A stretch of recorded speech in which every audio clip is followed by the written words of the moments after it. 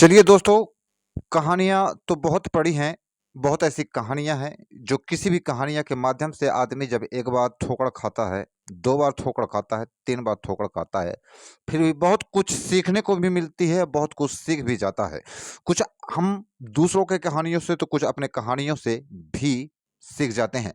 पर वो 2 शख्सों को मैं कुछ बता देना चाहता हूँ, नाम नहीं लेना चाहूँगा, ना उनकी अभी तस्वीर दिखाना चाहूँगा। अगर ऐसा मौका मुझे देते हैं तो मैं उनकी तस्वीर दोनों को फिर से रखूँगा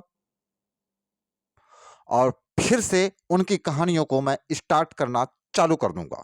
क्योंकि उनकी अभी पूरी रियल कहानी, पूरी सच्चाई मैंने नहीं बताई थी।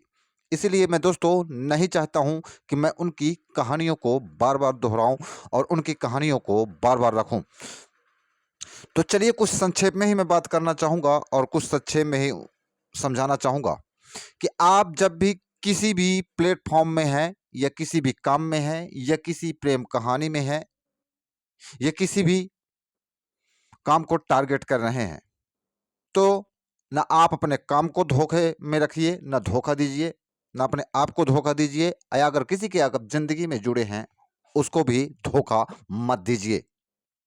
चलिए, धोखा तो दे भी दिए, तमाचा भी गल गया, चलिए आप उससे भी नहीं सीखते हैं, तो अभी भी सुधर जाइए। चलिए आपने तो अगले शख्स को तो धोखा तो दिया ही, आपने अगले शख्स को धोखा दिया, फिर उसके बाद आपने नया मोबाइल लिया। अब उसमें किन-किन लोगों को धोखाधड़ी कर रहे हो, ये चूतिया बनाने वाला काम कर रहे हो, मैं आपको बता देना चाहता हूँ। संक्षेप में रहेंगी बात, नाम नहीं होगा, गाँव नहीं होगा, आने पर समय आने पर वो सब चीज़ें बताई जाएगी। कौन है? तस्वीर के साथ बताया जाएगा, ऐसा नहीं है। क्योंकि ये संक्षेप के साथ इसलिए बता देना चाहता हूँ कि उसके भाई को भी पता होना चाहिए, उसके माँ को भी पता होना चाहिए, उसके मौसिया को भी पता होना चाहिए, उसके नाना-नानी को भी पता होना चाहिए और नात रिश्तेदारों में भी पता होना चाहिए, लोगों में पता होना चाहिए, समाज में पता होना चाहिए। संक्षेप में अभी इसीलिए मैं रख रहा हूँ। अभी-अभी जो लेडीज़ अभी वो कहानियों को मैं खाली संक्षेप में रखना चाहता हूँ। एक लेडीज़ ने अपने पति को धोखा दे कर के वो तो भाग के चली गई।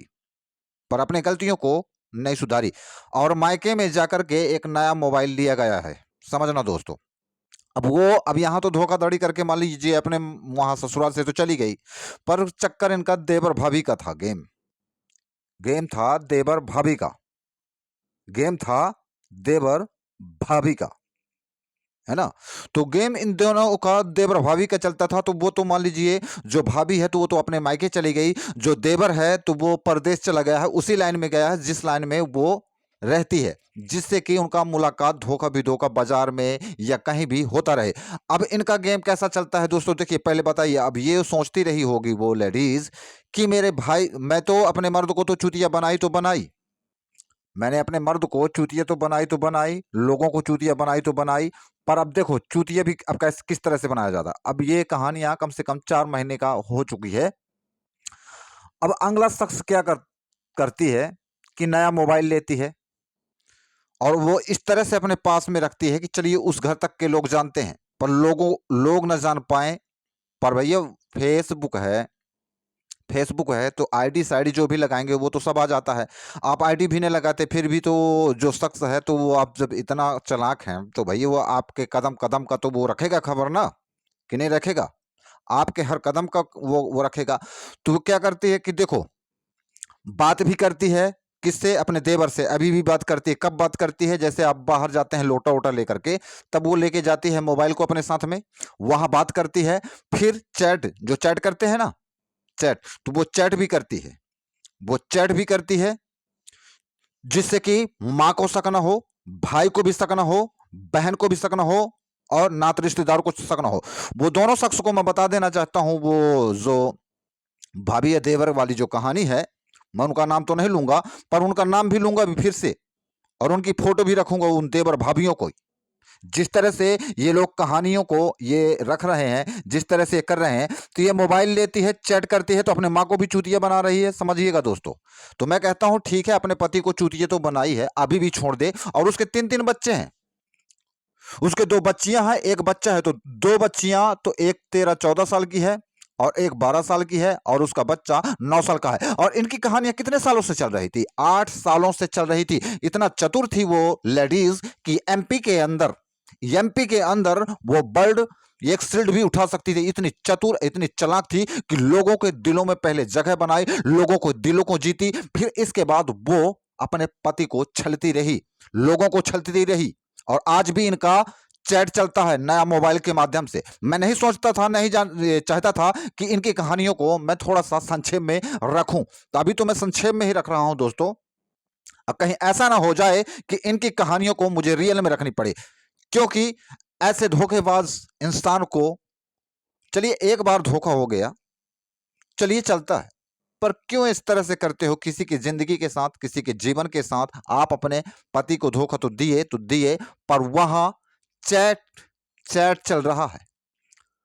अभी तो मैं नाम नहीं ले रहा हूं और ना अभी पूरी कहानी को बता रहा हूं, खाली संक्षेप के ही माध्यम से रख रहा हूं। पर इतना जरूर अलर्ट कर देना चाहता हूं एक वीडियो के माध्यम से तुम दोनों आदमियों को कि भैया, किसी की बस्ती में अगर आग लगा ही दिए हो, किसी की दुनिया को उजाड़ ही दिए हो, तो अपनी घटिया सोच के चक्कर में, अपनी घटिया हरकतों के चक्कर में आपको जो तमाचा लगे कलंक का, जहे कुछ भी लगे, आप लोगों को फर्क नहीं पड़ने वाला है। अगर दूसरा इंसान होता ना, तो ये चैट मैट जो करते हो ना मोबाइल में, कि भाई शक न कर पाए, माँ शक कर ना पाए, ना मौसिया शक कर पाए, ना नाना नानी शक कर पाए, ना आपकी बहन शक कर पाए, तो अब शक करने वाली बात नहीं है। अब तो तुम्हारी पोल हम ये वीडियो के माध्यम से वैसे पहुंचा देंगे, तुम तुम तक भी पहुंच जाएगी, वो अगले शख्स तक भी पहुंच जाएगी। और हाँ, अगले भाई को कोर्ट कचहरी का दे रहा था, तो धमकी कैसा दे रहा था भैया? उसमें हमको मैसेज वो किया था, तो धमकी उसका मामा देता, उसका भाई देता, वो स्वयं देती, समझना, वो स्वयं देती। तो वो देखो अब वो लड़का कैसा मैसेज भेजता है। अब बोलता है उसमें मैसेज में कि अब हमारा नंबर है, अब हमारा वक्त है, अब हमारा वो है, अब तेरे को कोर्ट कचहरी पहुंचाएंगे भैया। तो भैया वो होता कौन है बताओ? वो शख्स होता कौन है? वो जो देवर लगता है वो होता कौन है? चलो उसका मैडम है, वो देती धमकी, उसकी माँ धमकी देती, उसका भाई धमकी देती, पर वो होता कौन है? वो लड़का अगले भाई को, अपने भाई को धमकी देने वाला। मैं बोलता उसमें कि मैं अब तेरे को कोर्ट, तो वो भैया होता कौन है? वो अदालत कोर्ट कचहरी वाला। ऐसा कौन सा काम करके गया है? ऐसा कौन सा काम उखाड़ के गया है? कौन सा ऐसा बहादुरी वाला काम करके गया है? किसी के बस्ती में आग लगाना, किसी की दुनिया को उजाड़ देना, ये क्या मजाक का चीज है? और अदालत कोर्ट कचहरी भी मिले जाएगा तो क्या बताएगा वो होता कौन है? किसी को अदालत कोर्ट कचहरी का धमकी देने वाला। तो अदालत कोर्ट कचहरी का अभी मतलब नहीं समझा है ना? तो भैया अगला भाई तो बर्बाद होगा ही होगा, पर ये समझ लीजिए कि अदालत कोर्ट कचहरी का मतलब क्या होता है, जरा थोड़ा सा कदम रख के देख लीजिएगा, सबको समझ में आ जाएगा भैया कि अदालत कोर्ट कचहरी क्या होती है। लास्ट में यही होगा कि भैया बन लो या कि फिर लड़ते रहो, यहां और कुछ नहीं होता डिसीजन, या कि आपस में निपटा लो लास्ट में, या कि फिर चलते रहो, यही होता है। और रही कहे कि ये दहेज प्रथा निपोर प्रथा, तो भैया अगर आप अपना गेम दहेज प्रथा निपोर प्रथा लगाओगे तो क्या अगला पार्टी वो अपनी प्रथा नहीं लगाएगा? है जो समेट समेट के भागा गया है लेकर के, तो वो अपनी प्रथा नहीं ठोकेगा?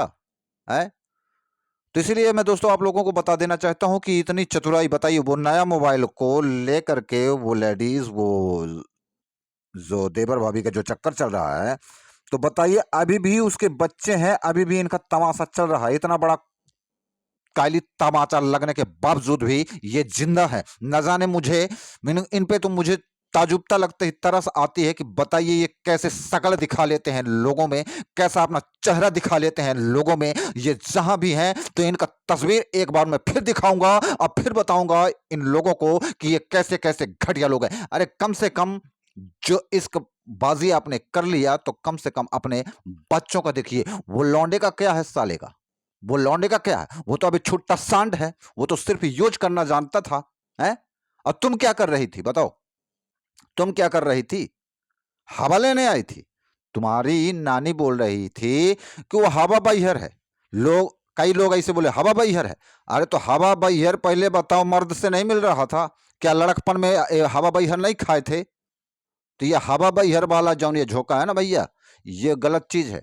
और एक भी बता दूं, धोखा धोखा होता है, गद्दारी गद्दारी होती है। और गद्दारी बेईमानी और छल कपट, इसका कोई माफी नहीं होता। अगर एक बार माफ कर दिया जाए, 2 बार माफ कर दिया जाए, 3 बार माफ कर दिया जाए, तो माफी बार बार नहीं की जाती है। तुम लोग सोचते रहे होगे कि भैया अब हमारा तो बता दिए हम। अब वो एक धड़कन का डायलॉग सुने होंगे ना? हैं? सुने होंगे ना? हाँ, तो समझ लीजिए कि वो डायलॉग आप एक बार जरूर सुन लेना। तुम लोग चूतिया बना के समझो। अरे बच्चों का मुंह देखिए, कम से कम बच्चों का चेहरा देखिए। आपने जो घटिया हरकत की, जो कि आपको चेहरा ना दिखाना चाहिए। पता नहीं चेहरा आप अपने शीशे में कैसे देख लेते होंगे, लोगों को कैसा अपना चेहरा दिखा लेते हैं।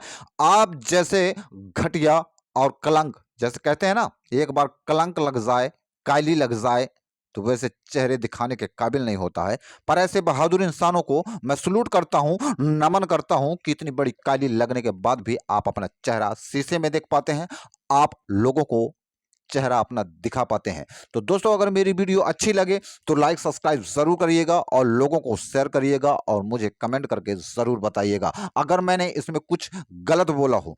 मेरा सिर्फ यही कहना है कि आपने नया मोबाइल लिया है, ठीक लिया है, पर अपने भाई को, अपने माँ को, अपने मौसिया को, अपने नाना नानी को ये चूतिया मत बनाओ। जो जो चैट करके बात करती हो, जैसे लोटा वोटा लेके जाती हो वहां जाकर के बात करती हो, इतना बड़ा तमाचा घलने के बाद भी। और एक चीज और बता देता हूं, दिमाग खराब अगर होगा तो चाहे कहानी बताने में मेरे को 1 घंटा के ऊपर क्यों ना लग जाए समय, पर पूरा डिटेल में मुझे बताना ही पड़ जाएगा। इसीलिए मैं कहता हूं, अभी भी वक्त है, सुधर जाइए। फिर मेरे को मत कहना कि ये कहानी फिर से रखने लगा है। दोस्तों, तब तक के लिए जय हिंद, जय भारत।